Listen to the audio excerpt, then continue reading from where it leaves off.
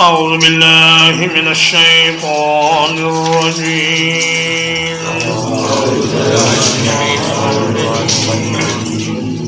يا نساء النبي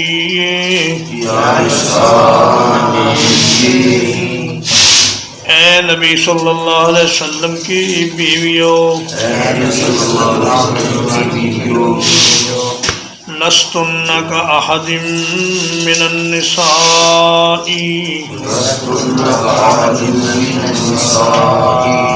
تم عورتوں میں سے کسی ایک کی طرح نہیں ہو ان اتقیتن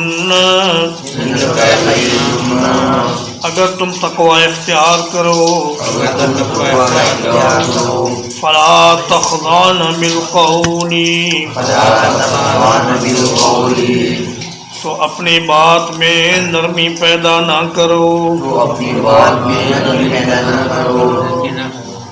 فیطمع الذی فی قلبہ مرض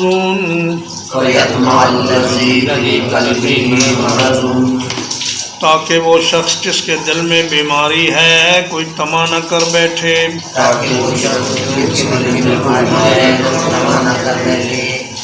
وَقُلْنَ قَوْلًا مَعْرُوفًا اور کہو بات اچھی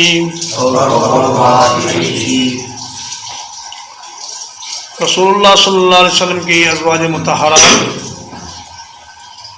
دنیا جہان کی تمام خواتین سے افضل ہیں، مگر تین عورتیں ان سے مستثنیٰ ہیں۔ ایک تو سیدہ آسیہ زوجۃ فرعون، اور ایک سیدہ مریم بنت عمران،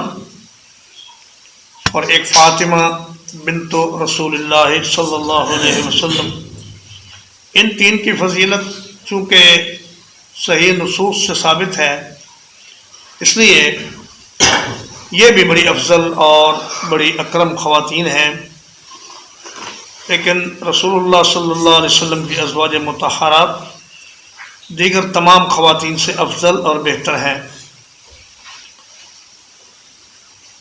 تو فرمایا کہ تمہارا ایک خاص مقام ہے، تم امت کے لیے نمونہ ہو، اس لیے کہ دین جو امت تک پہنچے گا تو نبی صلی اللہ علیہ وسلم کے گھر سے ہی پہنچے گا، اس لیے کہ بہت سے مسائل ایسے ہیں جن کو صحابہ نہیں جانتے تھے اور صرف امہات المومنین ہی جانتی تھیں۔ چنانچہ صحابہ کو جب کوئی مشکل پیش آتی تو وہ امہات المومنین کی خدمت میں حاضر ہوتے، اور خصوصاً سیدہ عائشہ رضی اللہ تعالی عنہا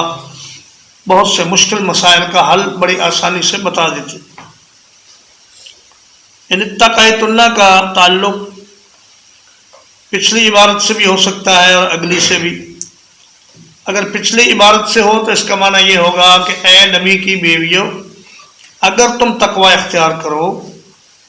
تو تمہارے جیسا کوئی نہیں، اور اگر آئندہ والی آنے والی عبارت سے ہو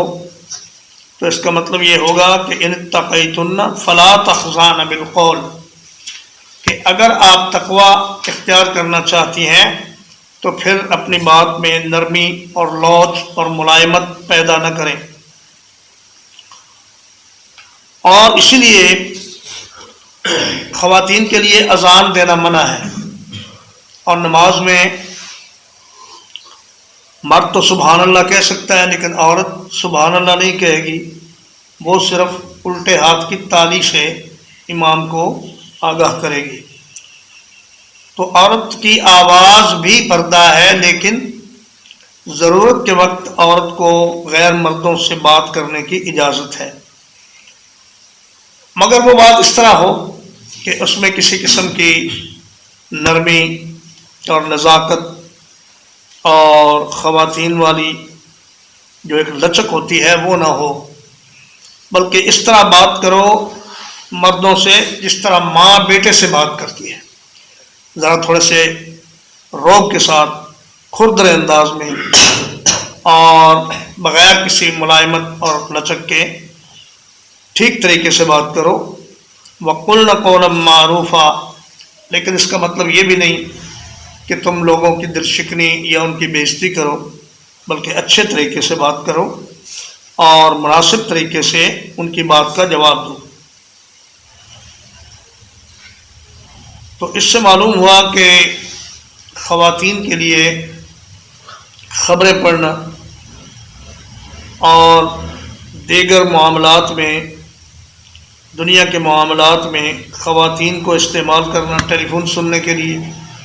اور دیگر امور میں یہ جائز نہیں ہے، مگر عورت دینی مسئلہ بیان کر سکتی ہے اور اس کا مسئلہ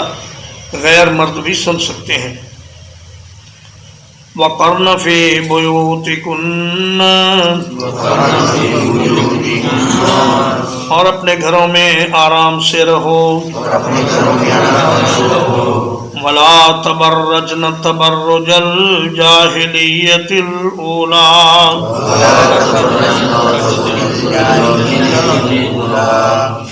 اور نہ زینت کا اظہار کرو پہلی جاہلیت کی زینت کے اظہار کی طرح.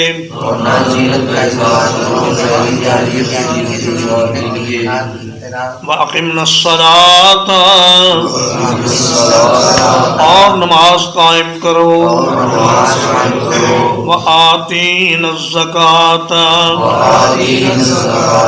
اور زکوٰۃ ادا کرو. وَأَطِعْنَا اللَّهَ وَرَسُولَهُ، اور اللہ اور اس کے رسول کا کہنا مانو.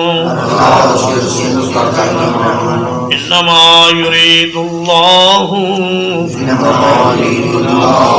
اللہ تو یہی چاہتا ہے. لیذہب عنکم الرجس اہل البیت، تاکہ تم سے گندگی کو دور کر دے اے گھر والوں. وَيُطَهِّرَكُمْ تَطْهِيرًا،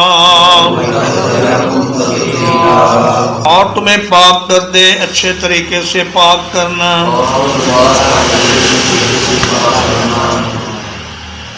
کرنا قرار سے ماخوذ ہے، جس کا معنی ہے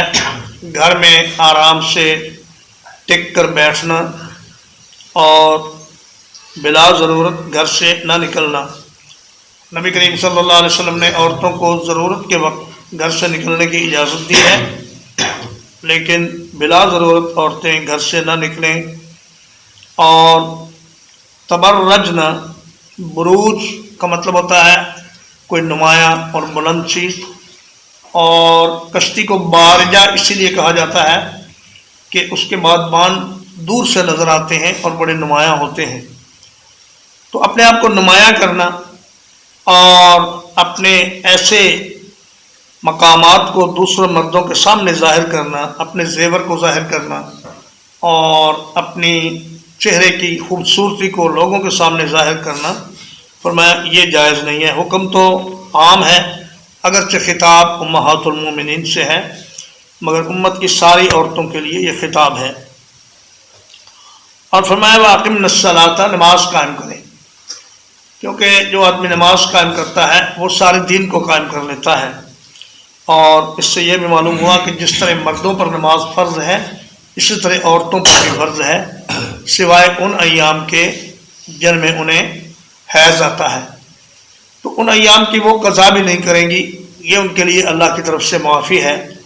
کہ انہیں 7 دن یا 8 دن یا 10 دن جتنے دن بھی وہ تکلیف رہے اس دوران وہ نماز چھوڑ سکتی ہیں، مگر روزے کی قضا کرنی ہوتی ہے،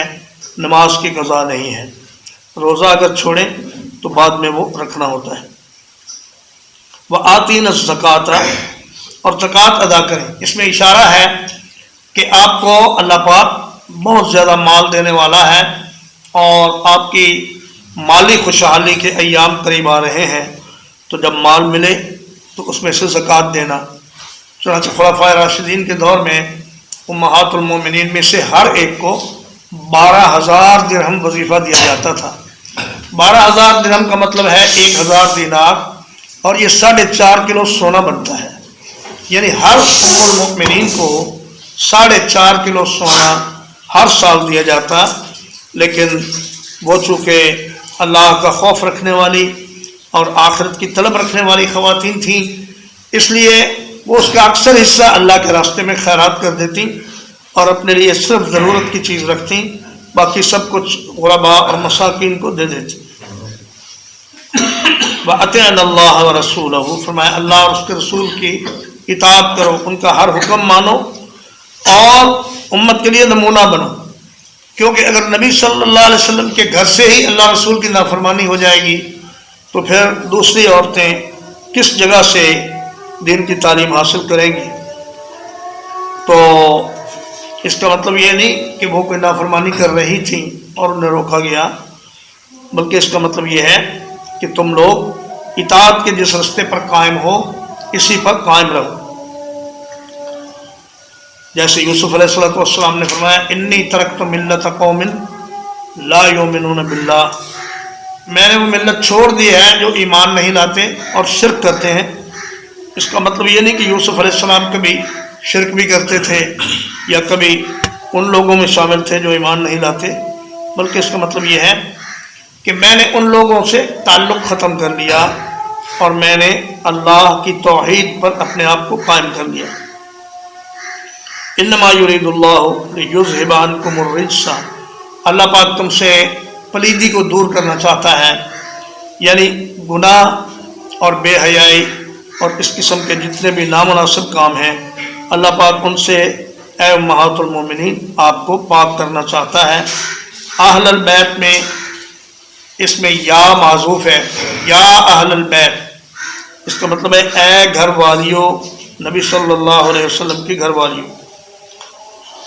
اصل میں اہل بیت سے مراد انسان کے گھر والے ہی ہوتے ہیں اور خواتین اس میں سر فہرست ہیں۔ اور یہ آیت جب نازل ہو چکی تھی تو اس کے بعد نبی صلی اللہ علیہ وسلم ایک دفعہ سیدہ ام سلمہ رضی اللہ تعالیٰ عنہ کے گھر میں تھے، تو آپ نے ایک چادر میں سیدنا حسن اور حسین اور فاطمہ رضی اللہ عنہ اور علی رضی اللہ تعالیٰ عنہ یہ آپ کے پیچھے تھے اور باقی لوگ آپ کے بازوؤں میں، آپ نے ان سب کو لپیٹ لیا اور فرمایا اللہم ہؤلاء اہل بیتی فاذہب عنہم الرجس وطہرہم تطہیرا، یا اللہ یہ میرے اہل بیت ہیں، یعنی ان کو بھی اہل بیت میں اے اللہ شامل کر لے اور ان کو بھی پاک صاف کر دے گناہوں سے۔ تو یہ جو 4 تن اہل بیت میں شامل ہوئے ہیں یہ نبی صلی اللہ علیہ وسلم کی دعا سے شامل ہوئے ہیں، ورنہ اصل میں اہل بیت سے مراد رسول اللہ صلی اللہ علیہ وسلم کی ازواج مطہرات ہیں۔ اور فرمایا وَيُطَهِّرَكُمْ تَطْهِيرًا،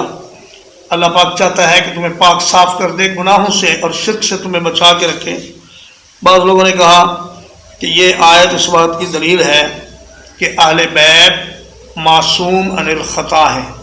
مگر یہ بات درست نہیں، اس لیے کہ اللہ پاک نے ہر مومن کے لیے یہ فرمایا ہے وَلَٰكِن يُرِيدُ لِيُطَهِّرَكُمْ وَلِيُتِمَّ نِعْمَتَهُ عَلَيْكُمْ۔ وضو والی آیت میں فرمایا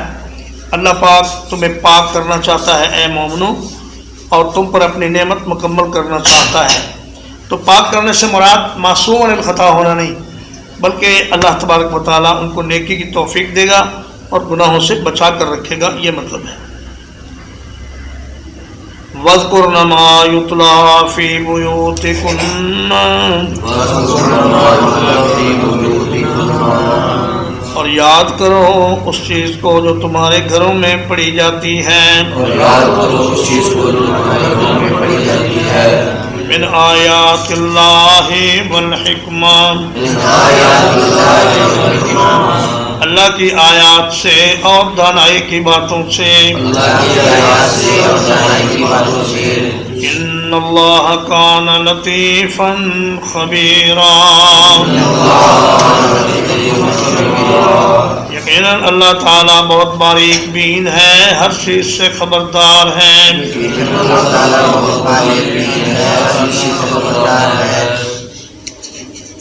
فرمایا تمہارے گھر میں اے امہات المومنین، جو قرآن مجید کی آیات تلاوت کی جاتی ہیں اور حکمت سے مراد رسول اللہ صلی اللہ علیہ وسلم کی احادیث ہیں، تو معلوم یہ ہوا کہ عورتوں کے لیے بھی قرآن و حدیث کا علم حاصل کرنا ضروری ہے، اور انہیں بھی اسی طرح دین کا علم حاصل کرنا چاہیے جس طرح مرد حاصل کرتے ہیں، چاہے اس کا طریقہ کوئی بھی ہو، گھر کے اندر ہو یا کسی ایسی جگہ ہو جہاں عورتیں اکٹھی ہو کر پڑھیں۔ بہرحال خواتین کو دین کے علم سے جاہل نہیں رہنا چاہیے۔ اور وذکرنا کا مطلب یاد کرنا بھی ہے اور بیان کرنا بھی، کہ تم لوگ اللہ کے رسول صلی اللہ علیہ وسلم سے جو باتیں سنتی ہو، جو آیات قرآن مجید کی سنتی ہو اور جو احادیث رسول اللہ صلی اللہ علیہ وسلم کی سنتی ہو،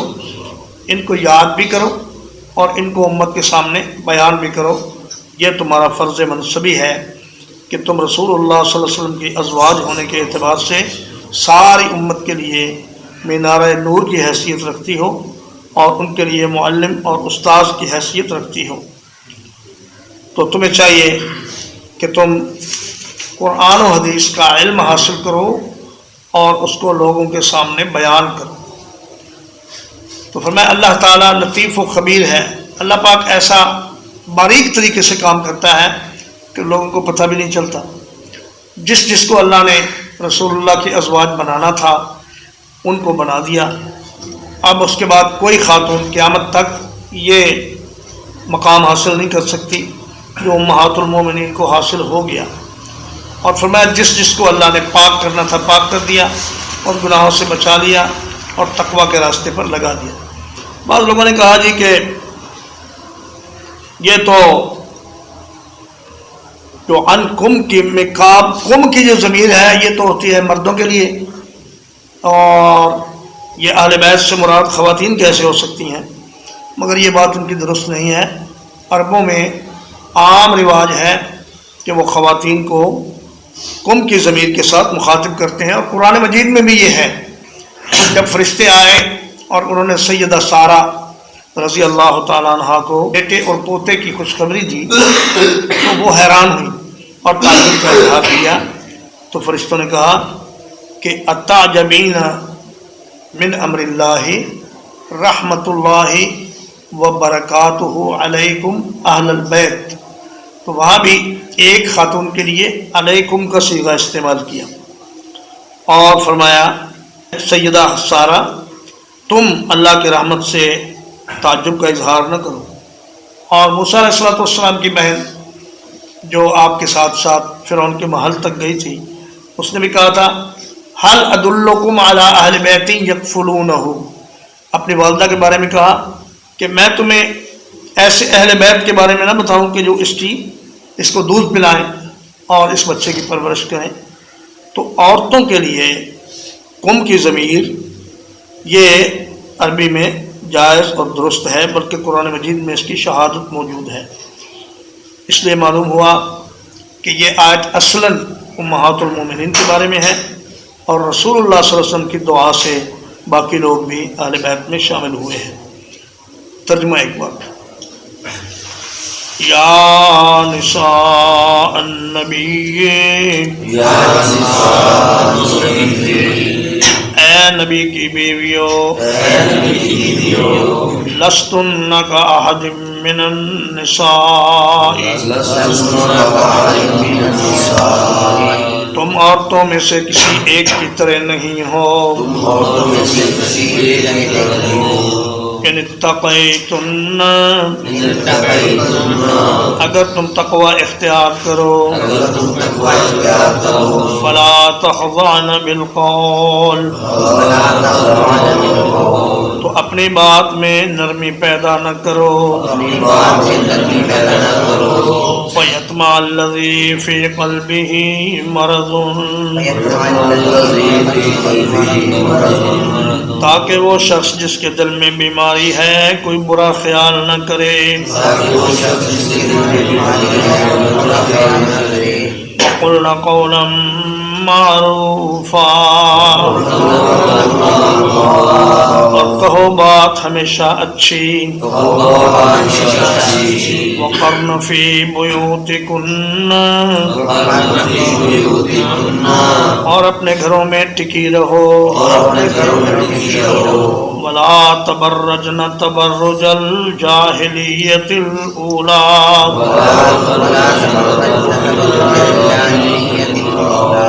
اور پہلی جاہلیت کے اظہار کی طرح اپنی زینت کا اظہار نہ کرو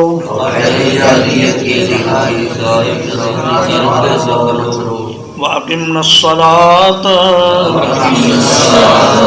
اور نماز قائم کرو وَآتِينَا الزَّكَاةَ اور زکوٰۃ ادا کرو وَأَطِعْنَا اللَّهَ وَرَسُولَهُ اور اللہ اور اس کے رسول کا کہنا مانو انما یرید اللہ تعالیٰ تو یہی چاہتا ہے لِيُذْهِبَ عَنْكُمُ الرِّجْسَ أَهْلَ الْبَيْتِ تاکہ تم سے گندگی کو دور کر دے اے نبی کے گھر والوں وَيُطَهِّرَكُمْ تَطْهِيرًا اور تمہیں پاک کر دے اچھی طرح پاک کرنا وَاذْكُرْنَ مَا يُتْلَى فِي بُيُوتِكُنَّ اور یاد رکھو جو کچھ تمہارے گھروں میں پڑھا جاتا ہے من آیات اللہ والحکمہ اللہ کی آیات سے اور دانائی کی باتوں سے ان اللہ کان لطیفا خبیرا بلا شبہ اللہ تعالی ہمیشہ سے نہایت باریک بین ہے ہر چیز سے باخبر ہے